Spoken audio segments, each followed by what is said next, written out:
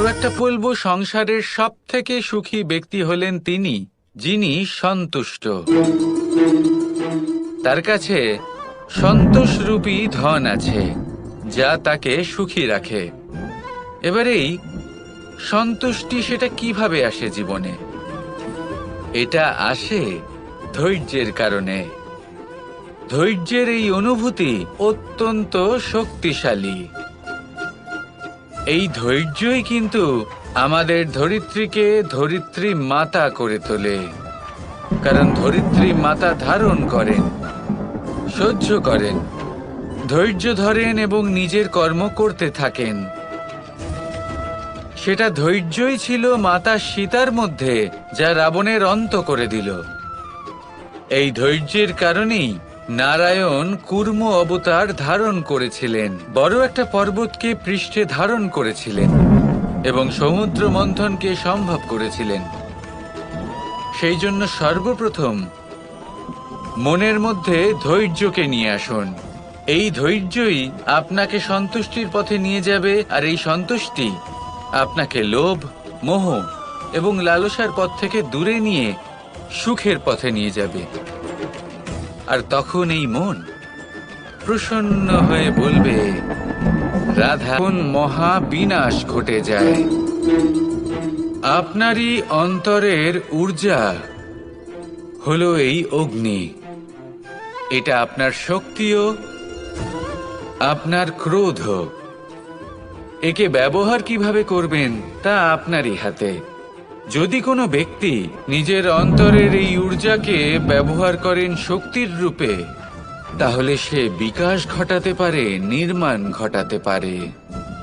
কিন্তু যদি কোনো ব্যক্তি তার অন্তরের ঊর্জাকে বিধ্বংসী অস্ত্র বানিয়ে ফেলেন, তাহলে নিশ্চিত রূপে মহা বিনাশ ঘটতে পারে। যাতে বিনাশ তারও অবশ্যই হবে। অনেক বছর পূর্বে এমনই এক আগুনের দ্বারা এই সুন্দর পৃথিবীর নির্মাণ হয়েছিল, আর অনেক বছর পূর্বে এমন এক আগুনেই সমস্ত জীব এবং সংসার বিলুপ্ত হয়ে গেছিল। এবার আপনি আপনার অন্তরের ঊর্জা দ্বারা বিনাশ ঘটাতে চান নাকি নির্মাণ ঘটাতে চান, সেই সিদ্ধান্ত আপনারই। আসুন আমার সাথে ভালোবেসে বলুন, রাধা রাধা। असतो मा सद्गमय, तमसो मा ज्योतिर्गमय, মৃত্যুর্মা মৃতঙ্গময়। জ্ঞান সেটাই যা অসত্য থেকে সত্যের পথে চালিত করে। প্রকাশ সেটাই যা অন্ধকার থেকে আলোর পথে নিয়ে আসে। জীবন সেটাই যা মৃত্যু থেকে অমরত্বের পথে নিয়ে যায়। এবার এই তিনটে, জ্ঞান, জীবন এবং প্রকাশ, একই রকম। শূন্য থেকে এর উৎপত্তি হয় এবং আস্তে আস্তে আপনার জীবনে বিস্তার লাভ করে। এবার আমরা এটাই ভাবি যে কেমন করে এই তিনটিকে আগলে রাখা যায়। এর উত্তর হলো, এদের আগলে রাখার প্রয়োজনই নেই, ভাগ করে দিতে হবে। কোনো বৃক্ষকেই দেখে নিন, একটি বৃক্ষ অনেক বছর ধরে বেঁচে থাকে। কেন? কারণ সে ভাগ করে দিতে জানে। সে নিজের বীজ ছড়িয়ে দেয়, এই ধরিত্রীতে দেয়। সেই বীজ যা অঙ্কুরিত হয়ে এক নতুন বৃক্ষকে জন্ম দেয়। শুধু ছড়িয়ে দিয়ে একটি বৃক্ষ জীবন দান করতে পারে। যদি কোনো ব্যক্তি জ্ঞান ছড়াতে শিখে যান, যদি প্রকাশ, আলোর কিরণ ছড়িয়ে দিতে শিখে যায়, কোনো ব্যক্তি তার জীবনের সুখ ছড়িয়ে দিতে শিখে যান, তাহলে তিনি মৃত্যুর পরও মৃত হন না। এই ভাগ করে দেওয়ার সুখটাই কিছুটা আলাদা। এই সুখ অনুভব করুন আর আমার সাথে ভালোবেসে বলুন, রাধা রাধা। এই সংসারে এমন কখনোই হবে না যে আপনি কিছু একটা করলেন কিন্তু তার মূল্য আপনাকে দিতেই হলো। মাতা, এই ভূমি, ইনি কি মূল্য প্রদান করেন? প্রহার সহ্য করেন। আমরা এই ধরিত্রীতে প্রহার করে মাটি খুঁড়ে তাতে বীজ বপন করি, তবেই আমরা অন্ন লাভ করি, তবেই ফসল পাই। জীবনে যদি আপনাকে সফল হতে হয়, সম্মান পেতে হয়, যশ পেতে হয়, তাহলে আপনাকে মূল্য দিতেই হবে। যদি আপনি সাফল্য লাভ করতে চান, তাহলে দিন রাত আপনাকে ত্যাগ করতে হবে, যেখানে সমগ্র সংসার সন্তোষ অনুভব করছে, আর আপনাকে করতে হচ্ছে পরিশ্রম। যদি আপনি সম্মান প্রাপ্ত করতে চান, তাহলে আপনাকে সেই সুখ ত্যাগ করতে হবে যা সবার কাছে রয়েছে।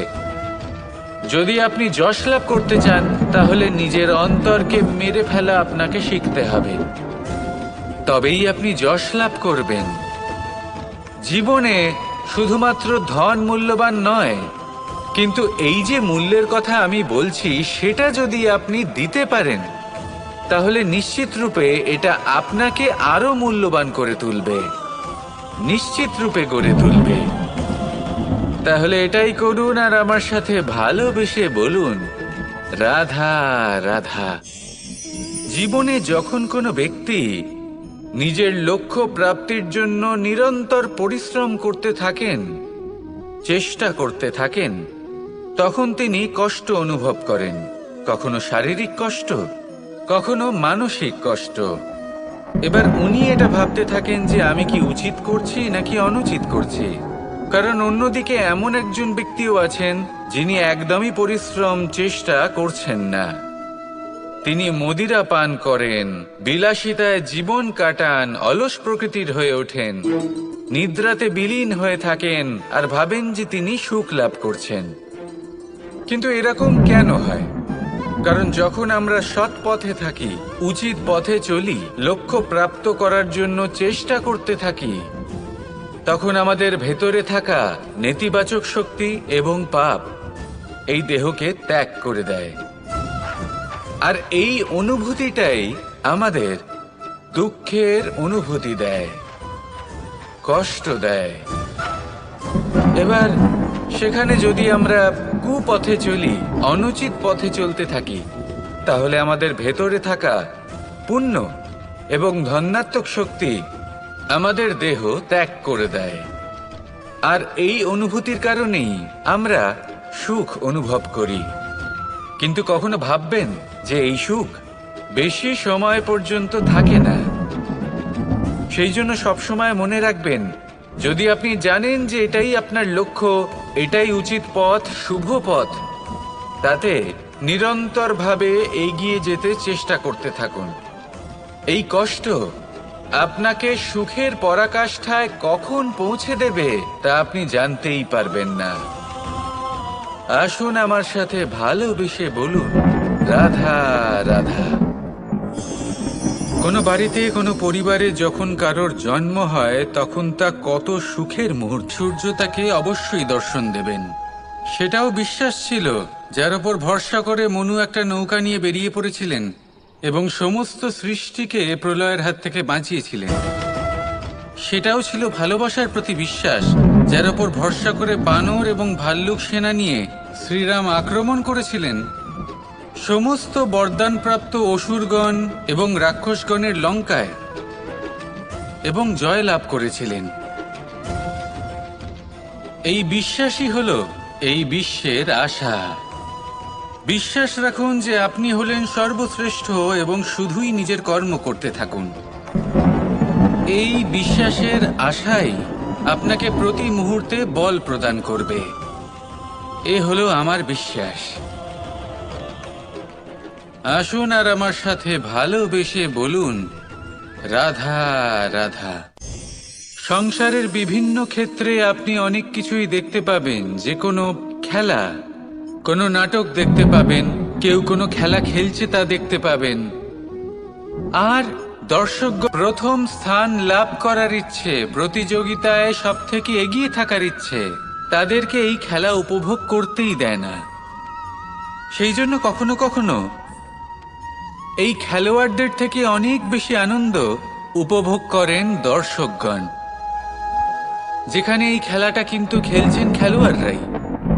আমি এটা বলছি না যে এই ইচ্ছে, এই আকাঙ্ক্ষা অনুচিত না, কিন্তু তার সাথে সেই খেলা, সেই কর্মের আনন্দ উপভোগ করাও অত্যন্ত গুরুত্বপূর্ণ, তাই সেটা উপভোগ করুন। যে উৎসাহ আপনি উপভোগ করছেন তা যাপন করা অত্যন্ত গুরুত্বপূর্ণ। দেখুন, সত্যি বলতে এটা কিন্তু আপনার অধিকারও বটে। আপনি যে কর্ম করছেন তার ফল তো আপনি অবশ্যই পাবেন। সেটা যখন আপনি পাচ্ছেন তখন আপনার তা উপভোগ করা উচিত। সেটাই করুন। জীবনে সফলতা এবং অসফলতা এরা আসা যাওয়া করতে থাকে। যখন সাফল্য আসবে তখন তা উপভোগ করুন, যখন অসফলতা আসবে তখন তার থেকে শিক্ষা লাভ করুন। সাফল্য আপনার কাছে আবার ফিরে আসবে। আর এই মন, আপনি তো জানেন, এই মন প্রসন্ন হয়ে বলবে, রাধা রাধা। মানুষ ছোট হোক বা বড় পছন্দ করে যে সে যেটা করেছে সেটাই সর্বোত্তম।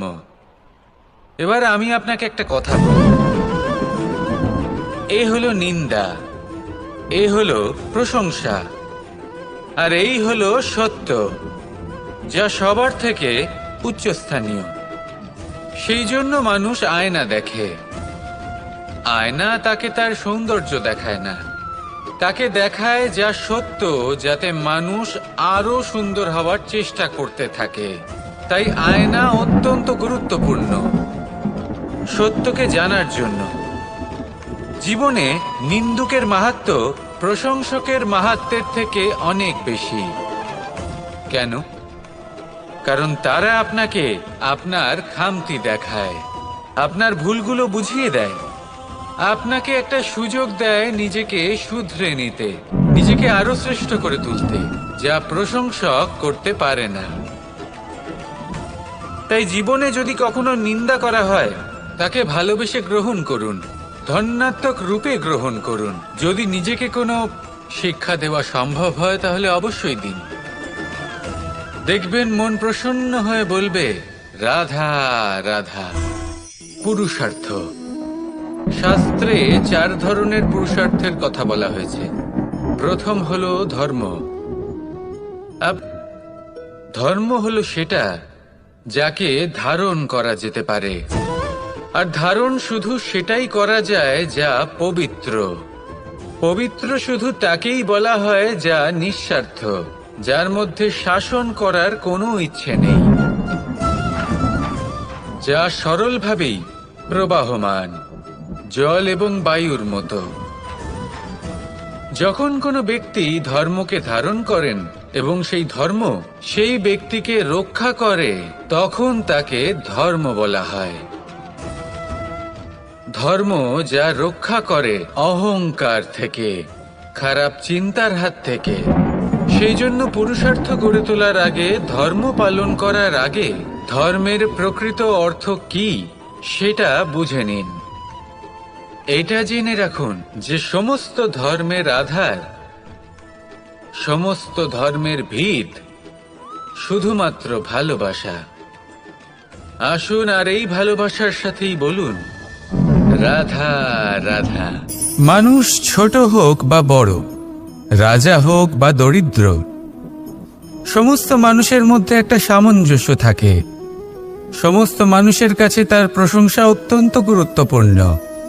সে খুবই প্রসন্ন হয় যদি আপনি তার প্রশংসা করেন, কিন্তু আপনি যদি তাকে এটা বলেন যে এটা তোমার ভুল ছিল, তোমার কিছু খামতি ছিল, তখন সেটা সে মানতে রাজিই থাকে না। সব মানুষ এটা শুনতে পছন্দ করে যে সে যেটা করেছে সেটাই সর্বোত্তম। এবার আমি আপনাকে একটা কথা বলি। এই হলো নিন্দা, এই হলো প্রশংসা, আর এই হলো সত্য, যা সবার থেকে উচ্চস্থানীয়। সেই জন্য মানুষ আয়না দেখে।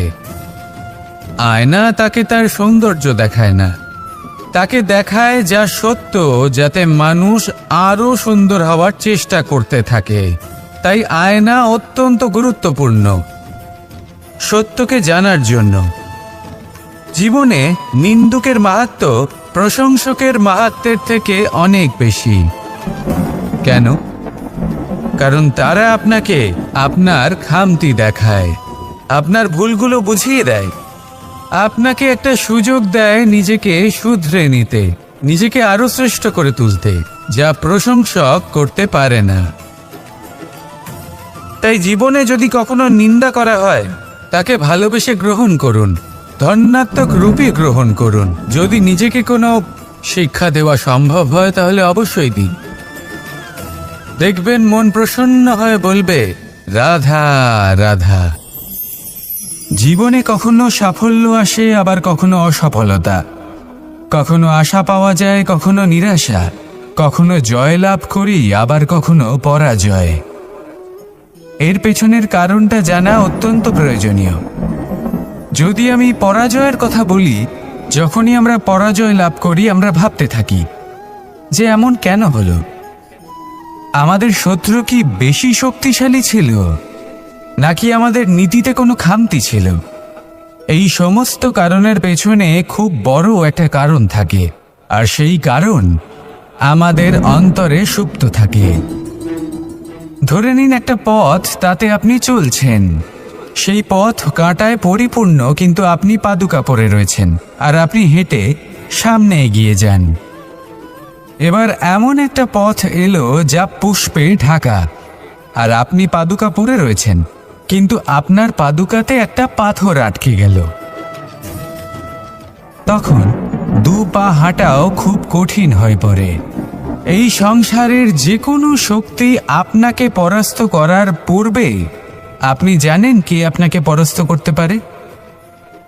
আপনার অন্তরের দুর্বলতা, আপনার অন্তরের সেই সুপ্ত শত্রু। আর সেই জন্য ইতিবাচক মনোভাব গুরুত্বপূর্ণ হয়ে পড়ে। ভালো মানুষদের সাথে থাকুন, সৎসঙ্গে থাকুন, বন্ধুত্ব করুন, ভালোবাসুন। এই ভালোবাসা এত শক্তিশালী এক অস্ত্র যাকে ব্রহ্মাস্ত্র পরাস্ত করতে পারে না। এই সমস্যারূপী পাথর কিছুই নয়। আসুন আমার সাথে ভালোবেসে বলুন, রাধা রাধা। মানুষের দুটো রূপ রয়েছে। এক, আমাদের এই মুখ, যা শুধুই চোখে দেখা যায়। আর দ্বিতীয়, আমাদের এই মন, যা শুধুমাত্র অন্তরাত্মা দ্বারা দেখা যায়। এবার আমাদের এই মুখ, তা ঈশ্বর সকলকেই আগে থেকেই প্রদান করেছেন। কিন্তু এই মন কেমন হবে তা আমাদের জীবনের অনুভূতি এবং আমাদের জীবনের লক্ষ্য এগুলি সুনিশ্চিত করে।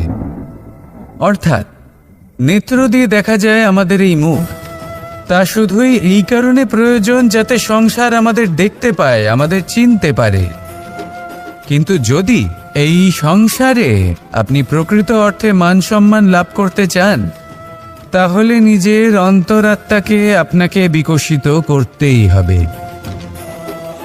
দেখুন, কথায় আছে এই যে অসুর, তা শারীরিকভাবে উপস্থিত নয়, তা মনের মধ্যে থাকে।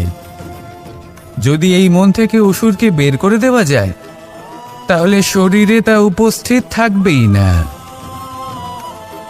তাই মনকে শুদ্ধ করুন আর আমার সাথে ভালোবেসে বলুন, রাধা রাধা। মানুষ যখনই একে অপরের সামনে নিজেদের হৃদয়ের ভাবনা প্রকাশ করে, তখন এক অত্যন্ত প্রভাবশালী মাধ্যম তারা ব্যবহার করে, যাকে ভাষা বলা হয়। এবার আমি দেখেছি যে একজন মানুষ অনেকগুলো ভাষাতেই নিপুণ। আমি এটাও দেখেছি যে মানুষ অনেকগুলো ভাষায় কথা বলে, কখনো কখনো অনেক ভাষা মিলিত করে তার প্রয়োগ করে, উচিত প্রকারে তাকে ব্যবহার করে না, না সেটাকে সম্মান করে, আর না ভাষাকে শুদ্ধ রাখে। আর এটা হলো অনুচিত। যদি ভাষাকে শুদ্ধ রাখেন, তাহলে ভাষা আপনার চরিত্রকে শুদ্ধ রাখবে, তা আপনার একাগ্রতা বাড়িয়ে তুলবে। এই প্রত্যেক ধ্বনিকে অনুভব করে যদি আপনি শব্দের উচ্চারণ করেন, ভাষাকে প্রয়োগ করেন, তাহলে আপনিও আনন্দ পাবেন, আর যিনি শুনছেন সেই ব্যক্তির কানেও মধুর শব্দ বাজবে। তাই মনে রাখবেন, যে ব্যক্তি ভাষার পবিত্রতাকে সম্মান করে, তাকে সংসারও সম্মান করে। ভাষাকে শুদ্ধ এবং পবিত্র রাখুন, তাহলে ভাষা আপনার চরিত্রকেও শুদ্ধ এবং পবিত্র রাখবে। আর এই মন সুপ্রসন্ন হয়ে বলবে, রাধা রাধা। এ হলো রামায়ণের সময়কালের কথা। সেতু নির্মাণ করার কাজ চলছিল। সমস্ত বানর সেনা এই কাজে নিযুক্ত হয়েছিলেন। বড় বড় পাথর তুলে নিয়ে এই বানর সেনা সমুদ্রে ফেলছিলেন। এই কাজ চলছিল। এমন সময় ছোট্ট একটা কাঠবিড়ালি এলো। ছোট ছোট মাটির ডেলা হাতে নিয়ে সাগরের কাছে যাচ্ছিল আর বড় বড় পাথরের পাশে রেখে দিচ্ছিল। যথাসম্ভব সেখানে রেখে আসছিল। সারা দিন ধরে সে এই পরিশ্রম করেই যাচ্ছিল। এবার শ্রীরাম তার এই কাজ দেখতে পেলেন। সেই ছোট্ট কাঠবিড়ালিটিকে নিজের হাতে তুলে নিলেন এবং অত্যন্ত ভালোবেসে তার পিঠে হাত বুলিয়ে দিলেন। কথায় আছে যে কাঠবিড়ালির পিঠে যে দাগ আছে সেই 3টি দাগ এসেছে শ্রীরামচন্দ্রের 3 আঙুলের থেকে। যে কাজ আপনি করছেন তাতে সমস্ত শক্তি প্রয়োগ করুন। যতটা আপনার সামর্থ্য রয়েছে, যতটা আপনার প্রতিভা রয়েছে, সম্পূর্ণভাবে উৎসর্গ করে দিন। ঠিক এমনভাবে কর্ম করুন। সেই কাঠবিড়ালি কিন্তু তাই করেছিল। সেই জন্য শ্রীরামের সাথে সেও সেই কাহিনীতে অমর হয়ে গেছিল। সম্পূর্ণ শক্তি প্রয়োগ করুন, সম্পূর্ণ সামর্থ্যের সাথে কর্ম করুন, কারণ এটাই হলো শ্রেষ্ঠ পথ কোনো কর্ম করার। আসুন আমার সাথে ভালোবেসে বলুন, রাধা রাধা।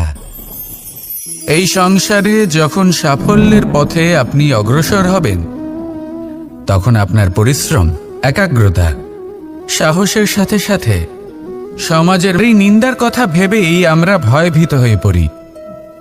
সেই কারণে নিজেদের আশা, নিজেদের বিশ্বাস হারিয়ে ফেলি। এবার যদি সেই নিন্দার ভয়ে আমরা লক্ষ্যচ্যুত হই, তাহলে সেটা অনুচিত। সেই জন্য জীবনে শুধু পরিশ্রম করতে থাকুন, সামনে এগোতে থাকুন। যেই দিন আপনি আপনার লক্ষ্য লাভ করবেন, সেই প্রত্যেক ব্যক্তি যারা নিন্দা করছিলেন তাদের দৃষ্টি আপনা থেকেই পাল্টে যাবে, ঠিক কিনা? এই সংসারকে যা প্রাণ চায় তাই বলতে দিন। যদি আপনি কারোর কথা শুনতে চান, তাহলে নিজের অন্তরের কথা শুনুন। সেটাই আপনাকে উচিত পথে নিয়ে যাবে। সামনে অগ্রসর হতে থাকুন, পরিশ্রম করুন। এমন একটা দিন আসবে যেদিন এই নিন্দুক ব্যক্তিরা আপনার লক্ষ্য প্রাপ্তির উদাহরণ সবাইকে দেবে। আসুন আমার সাথে ভালোবেসে বলুন, রাধা রাধা। মানুষ সুখী জীবনযাপনের প্রতি এতটাই অভ্যস্ত হয়ে পড়ে যে একটা ছোট্ট সমস্যা এলেই সে সবার থেকে সাহায্য চাইতে শুরু করে দেয়। সে সাহায্য লাভও করে এবং সেই সংকট থেকে সে বেরিয়েও আসে। কিন্তু এই সাহায্য কিছু মুহূর্তের, আর কিছু মুহূর্তের হলো এই দুঃখ। এই 2 মুহূর্তের সাহায্যের জন্য আজীবন আপনি তার কাছে ঋণী হয়ে থাকেন। আর মানবিকতার খাতিরে আপনার মনে কৃতজ্ঞতা জেগে ওঠে। আর সেই কৃতজ্ঞতা বোধ হলো যে আপনি কখনো সেই ব্যক্তিকে ছাপিয়ে যেতেই পারবেন না। সেই জন্য জীবনে সবসময় চেষ্টা করবেন নিজেকে প্রস্তুত রাখতে। সেই সব সমস্যার জন্য, সেই সব বাধার জন্য যেগুলো আপনার জীবনে আসতে পারে। ততক্ষণ সাহায্য চাইবেন না যতক্ষণ না অন্য কোনো পথ না থাকছে। সাহায্য চাওয়া অনুচিত নয়, কিন্তু সাহায্য চাইলে এবং সাহায্য পেলে আপনি আজীবন কৃতজ্ঞ এবং ঋণী হয়ে থাকবেন। আর তারপর একদিন আপনি পরিবর্তন দেখতে পাবেন যে কিভাবে আপনি ছোট ছোট সমস্যার জন্য সাহায্য না চেয়ে বড় বড় সমস্যার সম্মুখীন হতে প্রস্তুত হয়ে গেছেন। এটাই হলো সংসারের নীতি। এটাই পালন করুন আর আমার সাথে ভালোবেসে বলুন, রাধা রাধা। এমন অনেক মানুষ আছেন যারা আমাকে ভগবানের পরিভাষা জানতে চান, যে ভগবান আসলে কি, তিনি কেমন। এবার দেখুন, ভগবান হোক বা আপনার স্বপ্ন হোক বা আপনার লক্ষ্য হোক না কেন, সেই লক্ষ্য তখনই পূর্ণ হয় তখনই তাকে লাভ করা সম্ভব যখন আপনার দৃষ্টিভঙ্গি মঙ্গলময় হয়, যখন আপনি নিজে মনে করবেন যে আমি যেটা পেতে চাইছি তা শুভ। উদাহরণস্বরূপ কোনো পাখিকে দেখুন, সে গাছের ডালে বসে এবং সেখানেই বিশ্রাম করে, কিন্তু পড়ে না। কেন? কারণ ওর বিশ্বাস যে যে শাখার ওপরে ও বসে আছে সেটাই হলো ওর বাসস্থান। যদি আপনি বিশ্বাস করেন তাহলে আপনি পাথরের মধ্যেও ভগবান দর্শন করতে পারবেন। আর যদি বিশ্বাস না থাকে তাহলে যদি ভগবান সামনে দাঁড়িয়েও থাকে তবেও আপনার বিশ্বাস হবে না। তাই বিশ্বাস করতে শিখুন। এই বিশ্বাসের আধারেই আপনি সেই সব কিছু পাবেন যা আপনি পেতে চাইছেন। আসুন আমার সাথে ভালোবেসে বলুন, রাধা রাধা। গুরু, যিনি পথ দেখান, আমাদের জীবনে অত্যন্ত গুরুত্বপূর্ণ, অত্যন্ত আবশ্যক। কিন্তু কিছু মানুষ মনে করেন যে গুরুর কোনো প্রয়োজন নেই, কারণ এই সমগ্র জ্ঞান মানুষের অন্তরেই নিহিত রয়েছে। এবার প্রশ্ন এটাই, যদি সমস্ত জ্ঞান মানুষের অন্তরে নিহিত থাকে তাহলে গুরুর কি প্রয়োজন? আর যারা আজ পর্যন্ত গুরুকে মেনে এসেছেন তারা কি অনুচিত করেছেন? এর উত্তর আমি আপনাকে দেব একটা উদাহরণ দ্বারা। একটা কাঠ যা জ্বলনশীল, জ্বলনের ঊর্জা তার অন্তরে নিহিত রয়েছে, কিন্তু তার জ্বলনের জন্য বাইরে থেকে একটা অনুঘটকের প্রয়োজন হয়। এই অনুঘটকই হলেন আপনার গুরু। উত্তাপ যা একটা কাঠকে জ্বালাতে পারে, সেই উত্তাপ হলো গুরুর প্রচেষ্টা। যদি সেই গুরুই না থাকে, তার প্রচেষ্টাই না থাকে, তাহলে সেই সমস্ত জ্ঞান যা মানুষের অন্তরে নিহিত তা ব্যর্থ হয়ে যাবে। যদি আপনার সাথে আপনার গুরু থাকেন, আপনার পথ প্রদর্শন করেন, আপনার অন্তরের জ্ঞানকে বাইরে নিয়ে আসতে পারেন, তাহলে তাকে সম্মান করুন। আর আমার সাথে ভালোবেসে বলুন, রাধা রাধা। असतो मा सद्गमय, तमसो मा ज्योतिर्गमय, मृत्युर्मा मृतंगमय। জ্ঞান সেটাই যা অসত্য থেকে সত্যের পথে চালিত করে। প্রকাশ সেটাই যা অন্ধকার থেকে আলোর পথে নিয়ে আসে। জীবন সেটাই যা মৃত্যু থেকে অমরত্বের পথে নিয়ে যায়। এবার এই তিনটে, জ্ঞান, জীবন এবং প্রকাশ, একই রকম। শূন্য থেকে এর উৎপত্তি হয় এবং আস্তে আস্তে আপনার জীবনে বিস্তার লাভ করে। এবার আমরা এটাই ভাবি যে কেমন করে এই তিনটিকে আগলে রাখা যায়। এর উত্তর হলো, এদের আগলে রাখার প্রয়োজনই নেই, ভাগ করে দিতে হবে। কোনো বৃক্ষকেই দেখে নিন, একটি বৃক্ষ অনেক বছর ধরে বেঁচে থাকে। কেন? কারণ সে ভাগ করে দিতে জানে। সে নিজের বীজ ছড়িয়ে দেয়, এই ধরিত্রীতে দেয়, সেই বীজ যা অঙ্কুরিত হয়ে এক নতুন বৃক্ষকে জন্ম দেয়। শুধু ছড়িয়ে দিয়ে একটি বৃক্ষ জীবন দান করতে পারে। যদি কোনো ব্যক্তি জ্ঞান ছড়াতে শিখে যান, যদি প্রকাশ, আলোর কিরণ ছড়িয়ে দিতে শিখে যায়, কোনো ব্যক্তি তার জীবনের সুখ ছড়িয়ে দিতে শিখে যান, তাহলে তিনি মৃত্যুর পরও মৃত হন না। এই ভাগ করে দেওয়ার সুখটাই কিছুটা আলাদা। এই সুখ অনুভব করুন আর আমার সাথে ভালোবেসে বলুন, রাধা রাধা।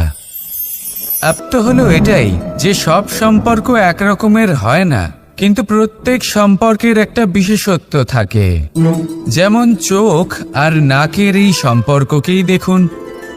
চোখের সব থেকে কাছে কে আছে? নাক আছে, কিন্তু এই চোখ দিয়ে এই নাককে আমরা দেখতেই পাই না। তবে কি ধরে নেব এই সম্পর্কের কোনো মূল্য নেই? এমনও নয়। ঠিক এইভাবেই যদি কোনো ব্যক্তি তার আবেগ আপনার কাছে ব্যক্ত করতে না পারে, বা প্রকট করতে না পারেন, বা আপনাকে বোঝাতে না পারে, তাহলে তার মানে এটা নয় যে তার সাথে আপনার সম্পর্কের তিক্ততা রয়েছে। এমনটা কখনোই নয়। শুধু চোখ আর নাকের এই সম্পর্কের মতোই হলো আমাদের জীবনে আমাদের আপনজনের সাথে সম্পর্ক।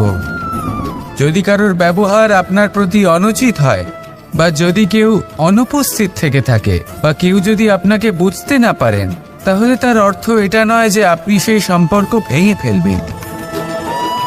বুঝুন, আপনার জীবনে তার গুরুত্ব কোথায় আর তার জীবনে আপনার। সম্পর্ক গড়ে তুলুন, তাকে পালন করতে শিখুন, একসাথে মিলে চলুন। এই মন সুপ্রসন্ন হয়ে বলবে, রাধা। এই সংসারের অস্তিত্ব আপনার কাছে শূন্যের সমান, তাই না? আপনি না থাকলে এই সংসারও আপনার কাছে নেই। এবার সবাই বলবেন যে এ তো সত্যি কথা। সেই অনুযায়ী তো আমার স্বার্থপর হওয়া উচিত, অহংকারী হওয়া উচিত, কারণ আমার কাছে আমি তো সবকিছু। দৃষ্টিভঙ্গি পাল্টে দেখুন। আপনার কাছে সবথেকে বেশি গুরুত্বপূর্ণ ব্যক্তি কে? আপনি নিজেই। সেই মানুষটি কেমন হওয়া উচিত একটু ভেবে দেখুন। সবসময় সকলকে সাহায্য করুন, একসাথে মিলে পরিশ্রম করুন, সাহায্য করুন অন্যদেরকে। এটা অতি আবশ্যক। এবং তার থেকেও বেশি প্রতীক্ষা, প্রয়াস, এই দুই জীবনের অভিন্ন অঙ্গ। দেখতে গেলে আমরা জীবনে কারোর না কারোর প্রতীক্ষা অবশ্যই করি। সে কোনো ব্যক্তি হোক বা সময় হোক বা কোনো ভাবনা, সবকিছুই হতে পারে। আর দেখতে গেলে সব সময় কেউ না কেউ কিছু প্রয়াসও করে চলেছে। যেমন সাফল্য আসার প্রতীক্ষা, বিফলতা যাতে না আসে তার জন্য প্রয়াস, সুখ আসার প্রতীক্ষা, দুঃখ যাতে না আসে তার জন্য প্রয়াস। এবার প্রতীক্ষা আর প্রয়াসের মধ্যে এক ঘনিষ্ঠ সম্পর্ক রয়েছে। আর তা হলো, যিনি প্রতীক্ষা করেন তিনি ঠিক তাই পান যা একজন প্রয়াস করা ব্যক্তি পেছনে ফেলে আসে। তাই প্রতীক্ষা নয়, প্রয়াস করুন। এই প্রয়াসের মধ্যেই সুখের চাবিকাঠি রয়েছে। রাধা রাধা।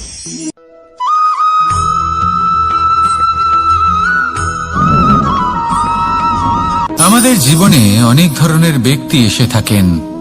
কেউ কেউ আমাদের সাথে থেকে যান, কেউ আমাদের থেকে দূরে চলে যান। কেউ ভালো মানুষ হন, কেউ খারাপ মানুষ। কিন্তু আমরা সবসময় সেই সময়টাকে নিয়ে দুঃখ প্রকাশ করি যখন আমাদের জীবনে কোনো খারাপ ব্যক্তি প্রবেশ করেন। তারা আমাদের খারাপ অনুভূতি দেন, দুঃখ দেন, কষ্ট দেন। আমরা সবাই তাকে ভালো মন্দ কথা বলি। কিন্তু কেন? এমন বিভিন্ন ধরনের মানুষ, খারাপ মানুষ, ভালো মানুষ সবার জীবনেই আসেন এবং সকলকেই একটা অমূল্য শিক্ষা দান করে যান। এবার আপনি নিজেই ভেবে দেখুন, জীবনে যখন প্রথমবার আপনি আগুন স্পর্শ করেছিলেন, তখন আপনি একটা শিক্ষা লাভ করেছিলেন যে আমাকে আগুনের থেকে একটু দূরে থাকতে হবে। তারপর আস্তে আস্তে আপনি শিখলেন যে কিভাবে এই আগুনকে নিয়ন্ত্রণে রাখতে হবে। তারপর আপনি শিখলেন যে কিভাবে নিজের জীবনে তাকে প্রয়োগ করতে হবে। তা সে অন্ধকারে প্রকাশ লাভ করার জন্য হোক বা খাবার বানানোর জন্য। সেইভাবেই কোনো খারাপ ব্যক্তি যখন আপনার জীবনে আসে, কোনো শিক্ষা দিয়ে যান, তার প্রতি কৃতজ্ঞ থাকুন। তার বিষয় খারাপ ভাবার বা খারাপ অনুভূতি নিয়ে থাকার কোনো প্রয়োজন নেই। সেই শিক্ষা লাভ করুন, ইতিবাচক মনোভাব নিয়ে জীবনের সামনে এগোতে থাকুন। কেউ নেই যিনি আপনাকে বাধা দিতে পারেন। আসুন আমার সাথে ভালোবেসে বলুন, রাধা রাধা।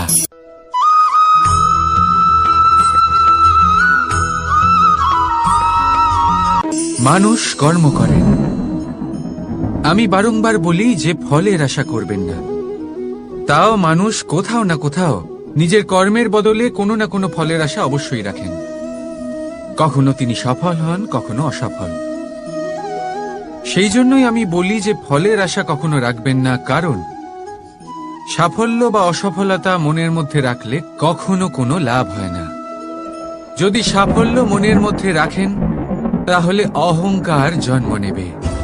যদি অসফলতা মনের মধ্যে রাখেন তাহলে এক হীনমন্যতায় আপনি ভুগবেন। যা দিয়ে কোনো শুভ কর্ম হবে না।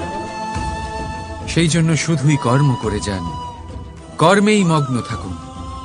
আর আসুন আমার সাথে ভালোবেসে বলুন, রাধা রাধা।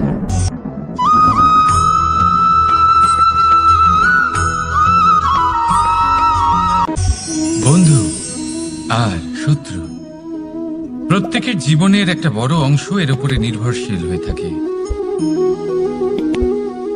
আপনার জীবনে সফলতা আর অসফলতাও এর উপরে নির্ভরশীল।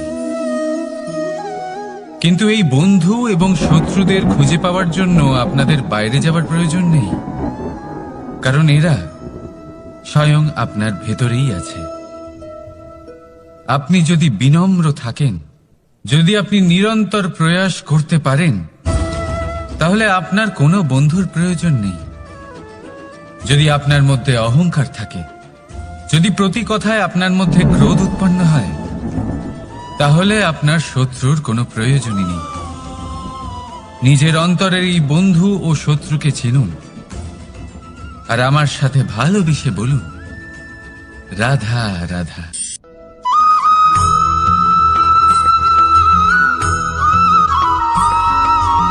সংসারে সকলে উঁচুতে উঠতে চায়, কেউ নত হতে চায় না। সবাই এটা মনে করে যে নত হওয়ার অর্থ হলো তাদের আত্মসম্মান এবং অহংবোধের বিরুদ্ধাচরণ করা। তাদের মনে হয় যে যদি আমরা নত হই, সংসার আমাদের দুর্বল মনে করবে, তাদের শৌর্য এবং তাদের ব্যক্তিত্বের অপমান হবে। কিন্তু এটা কি সত্যি? প্রত্যেকবার নত হওয়ার অর্থ কি সম্মানহানি হওয়া?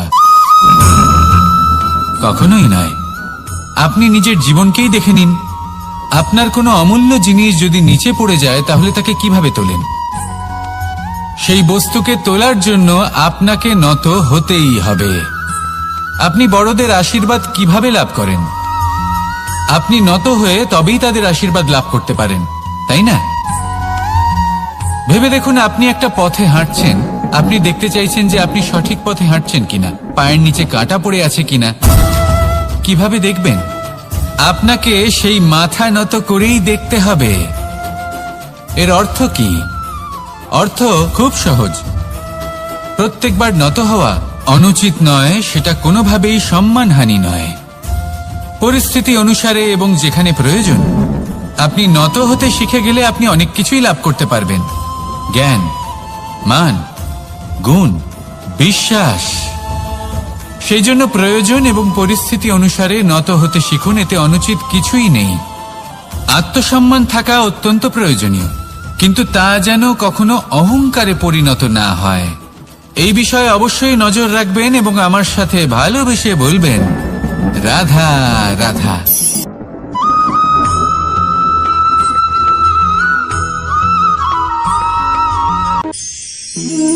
একে চিনতে পারলেন? একে কুঠার বলা হয়। আপনারা জীবনে কোথাও না কোথাও কোনো না কোনো রূপে এটা দেখেই থাকবেন। একটা ব্যাপার নিশ্চিত, এই কুঠার ছাড়া কোনো বৃক্ষকে কাটতে পারা সরল নয়। এবার আপনি কখনো এটা ভেবেছেন, এই কুঠার, এর এই অংশ, এর মুখটাই যদি না থাকে তাহলে কি হবে? এ শুধুমাত্র কোনো বৃক্ষই নয়, তার কোনো ডালও কাটতে সক্ষম হবে না। এবারে ভাবুন, এই শুকনো কাঠের হাতল এ আমরা কোত্থেকে পেলাম? কোনো এক বৃক্ষ থেকে। সেই ডাল যাকে কেটে ফেলা হয়েছিল এক বৃক্ষকে কাটার জন্য, এই ডালই শস্ত্ররূপে প্রস্তুত। আমাদের জীবনে আমাদের প্রিয়জন, আমাদের আপনজন যখন সময় কখনো কখনো তাদের সঙ্গ না দেয়, যদি তারা দৈন্য দশায় থাকেন, তাহলে তাদের সঙ্গ কখনো ছাড়বেন না। ওনাদের প্রয়োজন শুধুমাত্র মনোবল। তা তাদের দিন। তাদের সাহায্য করা আপনার কর্তব্য। হয়তো তাদের সাথে থেকে আপনার কোনো লাভ হবে না, কিন্তু তাদের দূরে থাকাতে আপনার ক্ষতি অবশ্যই হতে পারে। সর্বদা সাহায্য করুন। সঠিক সময় আসলে তা আপনার সহায়ক অবশ্যই হবে। রাধা রাধা।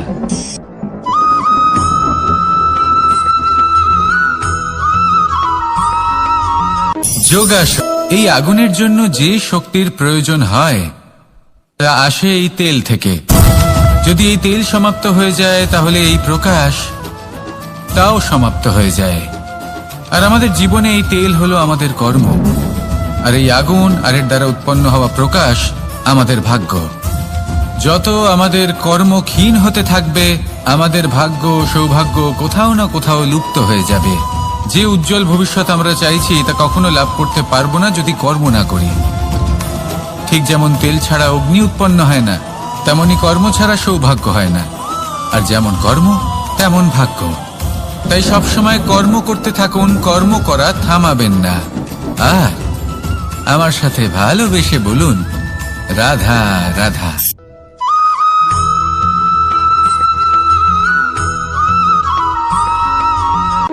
কোনো ব্যক্তির ব্যক্তিত্ব কিভাবে তৈরি হয়? আপনার কি মনে হয় যে ব্যক্তি জন্ম থেকে তার স্বভাব নিয়ে জন্মায়, নাকি আপনার মনে হয় যে এই প্রকৃতি ব্যক্তির জন্য তার নিয়তি রচনা করে? না, এরকম একেবারেই হয় না। আমি আপনাকে বোঝাচ্ছি। যখনই বৃষ্টি পড়ে কোনো বিন্দুর দিকে দেখবেন। এবার এই বিন্দু যেখানে পড়ছে তার উপরে নির্ভর করছে তারপর কি হবে। যদি এই বিন্দু পড়ে কোনো ক্ষেতের ওপরে, তাহলে কোনো নতুন ফসলের জন্ম দেবে। যদি সেই গরম কড়াইতে পড়ে তাহলে বাষ্পীত হবে। যদি সে কোনো সাপের মুখের ভেতরে পড়ে তাহলে বিষ তৈরি হবে। ঝিনুকের ভেতরে পড়লে মুক্তো তৈরি হবে। যদি কোনো পাতার ওপরে পড়ে তাহলে শিশির তৈরি হবে। একই বিন্দু, কিন্তু তার সঙ্গত তার ভবিষ্যৎ এবং ব্যক্তিত্ব নির্ধারণ করবে। এবার এটা তো শুধুমাত্র এক বিন্দু, তার কাজ হলো শুধুমাত্র পড়া। কোথায় সেটা সেও নির্ধারণ করতে পারে না। কিন্তু আপনি হলেন মানুষ। আপনি বাছাই করতে পারবেন যে আপনার সঙ্গী কারা হবে, কাদের সাথে আপনি মেলামেশা করে বড় হবেন। তাই তা ভালোভাবে করুন, কারণ এই নির্বাচন আপনার হাতে, কারণ এই জীবন আপনার, ভবিষ্যৎ আপনার। এবার আপনি মহান হতে চান কি না তার নির্ণয় আপনাকেই করতে হবে। আসুন আমার সাথে ভালোবেসে বলুন, রাধা রাধা।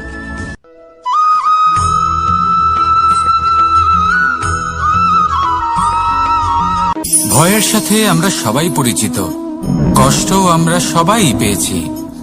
কখনো কখনো আমরা অসুস্থ হয়ে পড়ি, আর এমন সময় হলে মাতার মমতা, কখনো বাবার স্নেহ, কখনো বন্ধুদের পাশে থাকার অনুভূতি আমাদের রোগ নিরাময়ে সাহায্য করে। কখনো যদি আমরা নিরাশ হয়ে পড়ি, তখন যদি আমাদের কোনো আপনজন আমাদের দুটো ভালো কথা বলে, তখন আমাদের মনোবল বেড়ে যায়।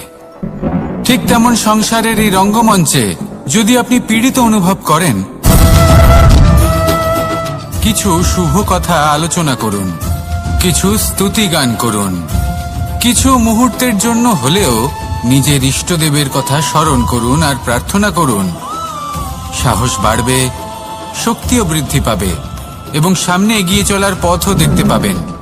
তখন এই মন প্রসন্ন হয়ে বলবে, রাধা রাধা।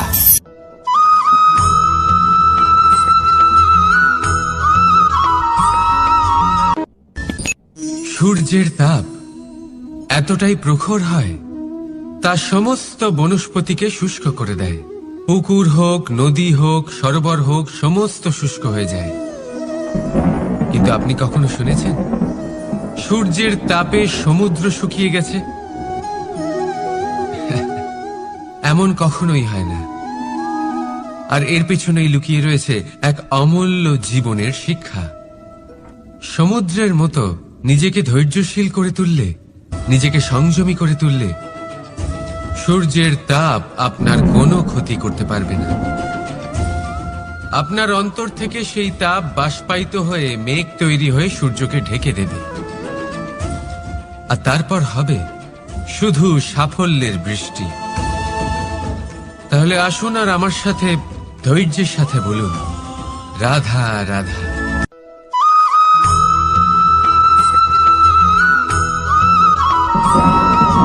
মানুষের জীবনে দুই ধরনের আবেগ থাকে যা চিরকাল তার সাথে বসবাস করে। প্রথম, স্বপ্ন। দ্বিতীয়, অজুহাত। মানুষ হাজার হাজার স্বপ্ন দেখতে পারে। আমাকে এই কাজ করতে হবে, আমাকে ওখানে ঘুরতে যেতে হবে, আমায় জীবনে এই অসম্ভব কাজ বাস্তবায়িত করে দেখাতে হবে, আদি ইত্যাদি। এবার ঠিক যেমন স্বপ্ন দেখেন সেইভাবে অজুহাতও খুঁজে নিয়ে আসেন। আমি এই স্বপ্ন পূরণ করতে পারলাম না, কারণ আমাকে কেউ সাহায্যই করলো না, কারণ আমি দুর্বল হয়ে পড়েছিলাম, কারণ আমার কাছে সময়ই ছিল না, আদি ইত্যাদি। এবার সাফল্য এবং অসফলতার মাঝখানে এই ধরনের সংঘর্ষ হতে থাকে।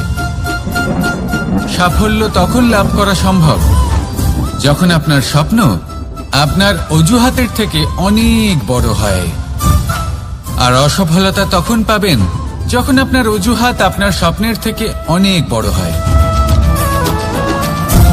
আপনি যদি সাফল্য লাভ করতে চান তাহলে চেষ্টা করতে থাকুন, পরিশ্রম করুন। যদি অসফল হন তাহলে ভয়ভীত হওয়ার কোনো প্রয়োজন নেই। নিজের ভুল বুঝুন, তাকে শুধরে নিন, আবার চেষ্টা করুন। কিন্তু যদি নিজের জীবনে অজুহাত নিয়ে আসেন তখন স্বপ্ন কখনো পূরণ হবে না।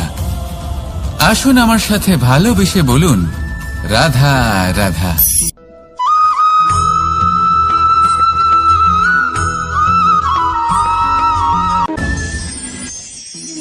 মানুষ অসুস্থ কেন হন? শারীরিক দুর্বলতার কারণে?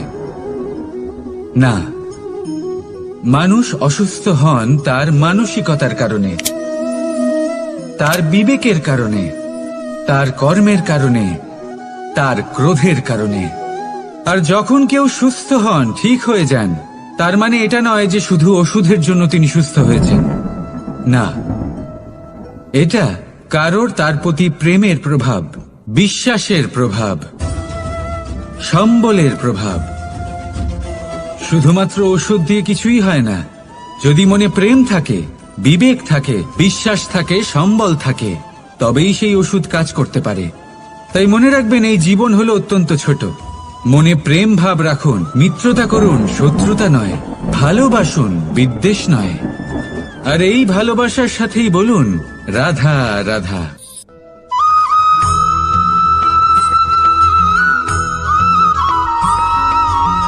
জীবন কিসের উপর নির্ভরশীল? ধনের ওপর, বৈভবের ওপর, নিঃশ্বাসের ওপর? না, এই জীবন নির্ভরশীল বিশ্বাসের ওপর। বিশ্বাস নিজের ওপর, বিশ্বাস আমাদের আপনজনের ওপর। কিন্তু যখন এই বিশ্বাস ভেঙে যায় তখন মানুষের মনও ভেঙে যায়, আর তারপর সে অন্য কিছু করতেই পারে না। তখন কি করা যেতে পারে? 3টে কাজ আছে যা আপনি করতে পারেন। প্রথম, ভালোবাসা। যাকে আপনি ভালোবাসেন, যারা আপনাকে ভালোবাসে, ভুল যারই হোক না কেন, তার কাছে ক্ষমা চাইতে কখনোই সংকোচ বোধ করবেন না। দ্বিতীয় হলো বিশ্বাস। যারা আপনাকে ভালোবাসেন, আপনাকে বিশ্বাস করেন, তাদের বিশ্বাস কখনো ভাঙবেন না। তৃতীয় হলো আশা। যারা আপনাকে ভালোবাসেন, আপনাকে বিশ্বাস করেন, তাদের আশা আপনার সাথে জড়িত। তাদের থেকে কখনো কিচ্ছু লুকোবেন না। এই 3টে কাজ করুন, আর এই জীবন সুপ্রসন্ন হয়ে বলবে, রাধা রাধা।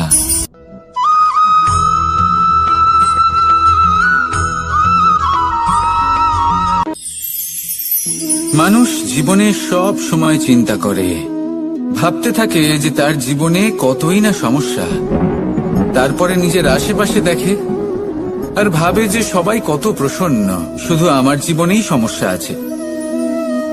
কিন্তু বিষয়টা তা নয়। শুধু প্রত্যেক ব্যক্তিরই নয়, প্রত্যেক প্রাণীরও জীবনে সমস্যা আছে। এবার মানুষ একটা পাখিকে দেখে এটাই ভাবে যে এদের জীবন কতটা সহজ। কোন দেশেরই সীমারেখা এদের ওপর লাগু হয় না। কোথায় থাকবে সেই নিয়েও কোনো ভাবনা নেই। কত শান্তির জীবন এদের। তারপর সে একটা পিঁপড়েকে দেখে আর এটা ভাবে, কি অসাধারণ, এদের তো সারা জীবনই মাটির উপরেই অতিবাহিত হয়, খাবারটাও মাটিতেই পেয়ে যায়। কি শান্তির জীবন এদের। কিন্তু যখন কোনো ঝড় আসে তখন সবার আগে সেই পাখির বাসাটাই ঝড়ে ভেঙে যায়। এই পাখি যে শাখাতেই গিয়ে বসে পড়ুক, তাদের উপর সবসময় সংকট থাকে যে ওপর থেকে কোনো বড় পাখি এসে তাদের উপর প্রহার না করে, তারা নিজেদের প্রাণ না হারায়। আর যদি কথা বলি পিঁপড়েকে নিয়ে, এদের উপর সবসময় সংকট থাকে যে কোনোভাবে বাতাস বা জল এদের ভাসিয়ে না নিয়ে যায়, কোনো প্রাণী ওকে পা দিয়ে পিষে না দেয়, এই পিঁপড়ে পিষ্ট হয়ে না মারা যায়।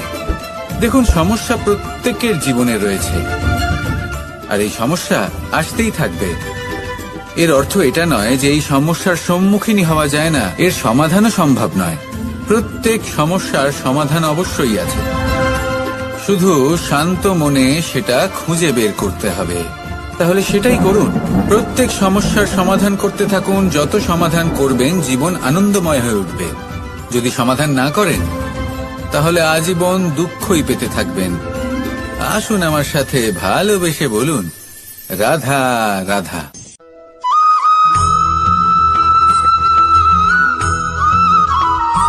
প্রেম হলো এই সংসারের সব থেকে বড় ঢাল এবং সব থেকে বড় অস্ত্র।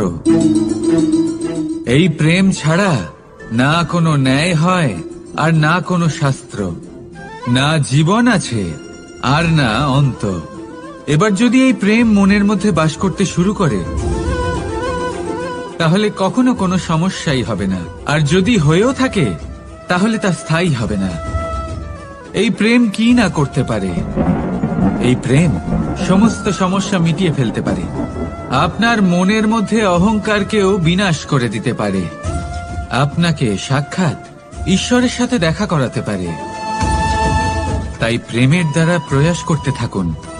এই সংসারের প্রত্যেক মানুষকে, প্রত্যেক বস্তুকে, প্রত্যেক জীব জন্তুকে ভালোবাসবেন, আর এই প্রেমের দ্বারাই বলুন, রাধা রাধা।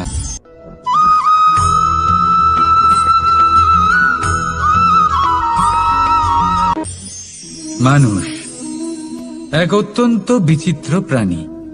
পরিকল্পনা করে, ষড়যন্ত্র করে, প্রচেষ্টা করে, কাউকে পরাজিত করার চেষ্টাও করে। সাপকে একটা দড়ি মনে করে হাতে চেপে ধরার চেষ্টা করে, কিন্তু একটা কথা বুঝতেই পারে না, সময়ের এই সাপ, এটা হাতে চেপে ধরাই যায় না। আর আপনি যা করবেন তা আবার ফিরে আসবে আপনারই সামনে। দেখুন, এতে কিছুই যায় আসে না যে আপনি কুম্ভকারের পুত্র নাকি কৃষ্ণের পুত্র। যদি আপনি অনুচিত কর্ম করেন তাহলে আপনার সাথেও অনুচিতই হবে, অশুভ কর্ম করলে আপনার সাথেও অশুভই হবে। কুরু বংশ অত্যন্ত মহান বংশ ছিল। এই কুরু বংশ কি হলো তার সাথে? একটা গোটা বংশ বয়ে গেল, কারণ ওনাদের উদ্দেশ্য অশুভ ছিল। অন্যদিকে 5 জন বনবাসী পাণ্ডব মহাভারত বিজয়ী হলেন, কারণ তাদের উদ্দেশ্য শুভ ছিল। তাই মনে রাখবেন, শুভ অগ্নি প্রজ্বলিত করবেন, শুভ তাপ সঞ্চার হবে। অশুভ অগ্নি প্রজ্বলিত করবেন, নরকেই জ্বলতে হবে। তাহলে আসুন আর আমার সাথে ভালোবেসে বলুন, রাধা রাধা।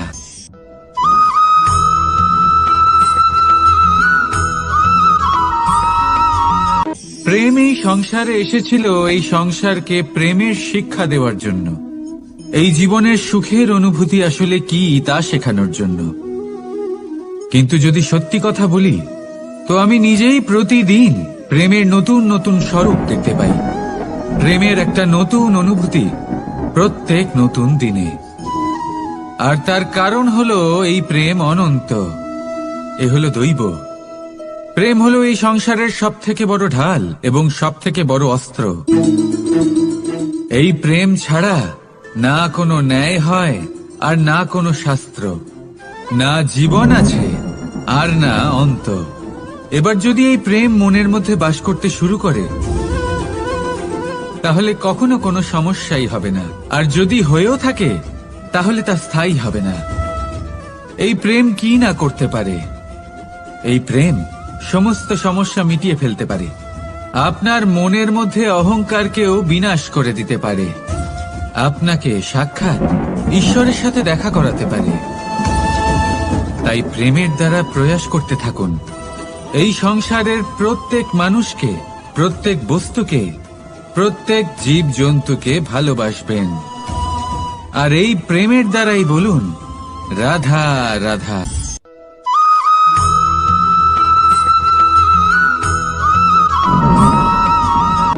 জীবনে এমন কিছু কাজ রয়েছে যা আপনাকে একাই করতে হয়, আর এমন কিছু কাজ রয়েছে যা আপনাকে একসাথে মিলে করতে হয়, একজোট হয়ে, সঙ্গবদ্ধ হয়ে। এবার সঙ্গবদ্ধ বলতে কি বোঝাতে চাইছি? আমি তাদের কথা বলছি না যারা বাস্তবিকভাবে একে অপরের সাথে কাজ করেন। আমি তাদের কথা বলছি যারা একে অপরের থেকে দূরে থেকেও একে অপরকে বিশ্বাস করেন। আমি আগেও বলেছিলাম, সমস্ত বিশ্বের আশা বিশ্বাসেই বসবাস করে, তাই না? তাই যেখানে সমস্ত বিশ্ব আছে, সমস্ত সংসার আছে, সেইখানেই বিশ্বাস রয়েছে। তাই আপনার আশেপাশে এমন দল সঙ্গবদ্ধ করুন যাদের আপনার উপর বিশ্বাস আছে আর যাদেরকে আপনি বিশ্বাস করতে পারেন। তাহলে আসুন আর আমার সাথে ভালোবেসে বলুন, রাধা রাধা।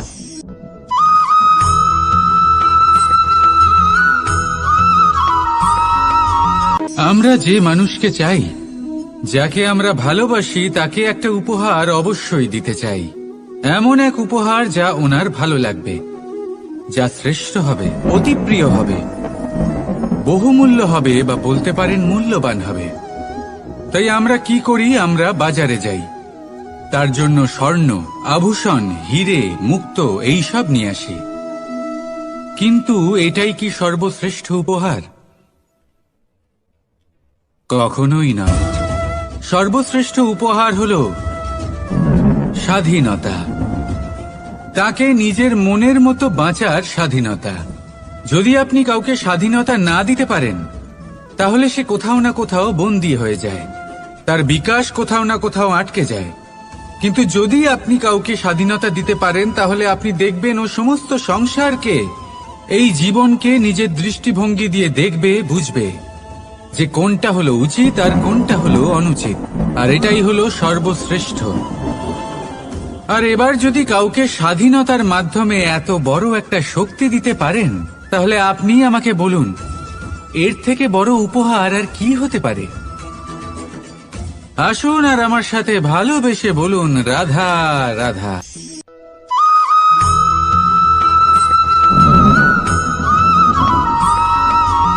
পিতা আর পুত্রের সম্পর্ক অত্যন্ত মধুর হয়ে থাকে। পিতা স্বপ্ন দেখেন, তাকে পূর্ণ করার সকল সম্ভাব্য চেষ্টা করেন, কিন্তু তাও অনেক সময় ওনার স্বপ্ন অপূর্ণ থেকে যায়। তখন পিতা ভাবেন যে স্বপ্ন উনি পূর্ণ করতে পারেননি, ওনার সন্তান তা অবশ্যই পূরণ করবে। যে স্থানে উনি কখনো পৌঁছতে পারেননি, সেই স্থানে ওনার পুত্র অবশ্যই পৌঁছবে। পিতা নিজের সন্তানের ভবিষ্যৎ নিয়ে সেই স্বপ্ন দেখেন, আর যখন সেই সন্তান সামনে এগোতে থাকে, তখন তার দুঃখ হয় না, বরং গর্ব হয়। ওনার ভালো লাগে এটা দেখে যে ওনার সন্তান অনেক উন্নতি করছে। কিন্তু যখন সন্তান নিজের অভিভাবকের শক্তি দেখে, তার যশ দেখে হিংসা করতে থাকে, সমস্যা সেইখানেই শুরু হয়। সেই জন্য সকল সন্তানকে এটা মনে রাখতে হবে, দেখুন, পুত্র হবার সুবাদে এক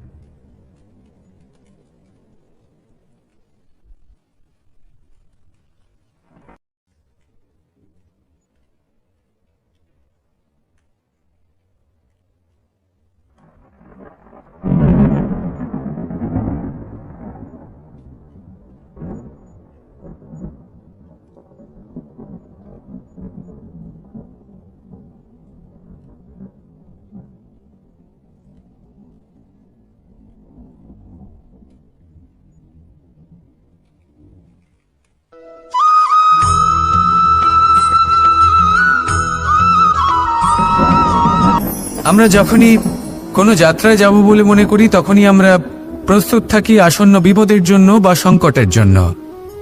যেমন যদি আমাদের মনে হয় যে আজকের পরিবেশ খুব ঠান্ডা হবে, তাহলে আমরা গরম বস্ত্র ধারণ করি বা সেটাকে সাথে নিয়ে যাই। যদি মনে হয় যে বৃষ্টি হতে পারে বা বৃষ্টি হয়ে চলেছে আমরা দেখছি, তাহলে আমরা একটা ছাতা সাথে নিয়ে নিই। আমরা প্রস্তুত থাকতে চাই এবং এটাই উচিত, এবং সেই কারণেই আমরা যাত্রায় সাফল্য লাভ করি। কিন্তু যদি আমরা কথা বলি জীবনযাত্রা নিয়ে, যা কিনা সব থেকে বেশি গুরুত্বপূর্ণ, তাহলে তার জন্য আমরা পূর্ণরূপে প্রস্তুত থাকি না। আশেপাশের মানুষ, এই সমাজ, আমাদের সাথী, আমাদের মিত্ররা যে কোনো মুহূর্তে বদলে যেতে পারেন। সেই জন্য আমরা নিজেদেরকে কখনো সাবধান করি না, কখনোই নিজেদের প্রস্তুত করি না। আমাদের এটা কখনোই মনে হয় না যে এরকম হতে পারে, আর সেই কারণেই শেষে গিয়ে আমরা অত্যন্ত দুঃখ পাই। একটা অমূল্য শিক্ষা আছে যেটা আমাদের লাভ করা উচিত। সতর্ক থাকা উচিত। এই জীবনযাত্রার জন্য শুধুমাত্র এই পরিবেশের বিষয়ে তথ্য সংগ্রহ করা বা তাকে অনুমান করা এটুকু হলেই চলবে না। আমাদের আশেপাশের মানুষজনকে দেখতে হবে, তাদের স্বভাব পরিস্থিতির ওপর নজর রাখতে হবে। যখন তারা রং পাল্টাচ্ছেন নজর রাখতে হবে, তা অত্যন্ত আবশ্যক।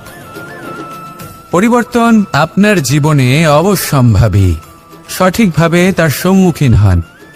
আসুন আমার সাথে ভালোবেসে বলুন, রাধা রাধা।